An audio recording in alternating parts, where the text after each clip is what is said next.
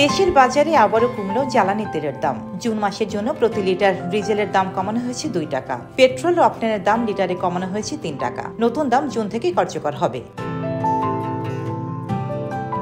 এর আগে মে মাসে জ্বালানি তেলের দাম কমেছে লিটারে 1 টাকা, আর এপ্রিলে পেট্রোল, অকটেন, ডিজেল ও কেরোসিনের দাম অপরিবর্তিত রাখা হয়েছে। শনিবার বিদ্যুৎ, জ্বালানি ও খনিজ সম্পদ মন্ত্রণালয়ের জারি করা প্রজ্ঞাপনে নতুন দরের বিষয়টি জানানো হয়।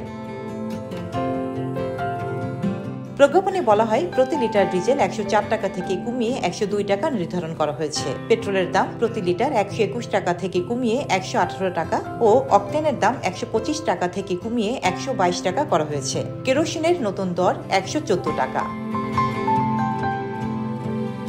উল্লেখ্য, সরকার গত বছরের মার্চ থেকে বিশ্ববাজারের সঙ্গে সামঞ্জস্য রেখে জ্বালানি তেলের স্বয়ংক্রিয় মূল্য নির্ধারণ করেছে।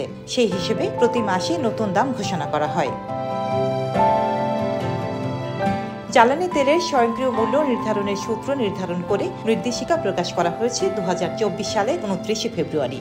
এতে বলা হয়, দেশে ব্যবহৃত অকটেন ও পেট্রোল ব্যক্তিগত যানবাহনে বেশি ব্যবহৃত হয়। তাই বাস্তবতার নিরিখে বিলাসদ্রব্য লাক্সারি আইটেম হিসেবে সবসময় ডিজেলের চেয়ে অকটেন ও পেট্রোলের দাম বেশি রাখা হয়।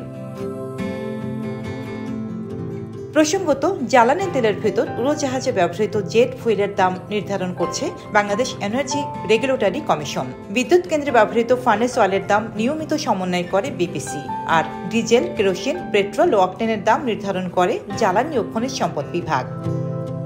রোজিনা রোজি, দেশকাল নিউজ।